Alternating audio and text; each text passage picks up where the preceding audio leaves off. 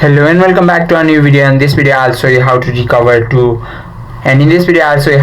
your Hinge account. For that you need to know that if you have deleted your account, there is no undo button.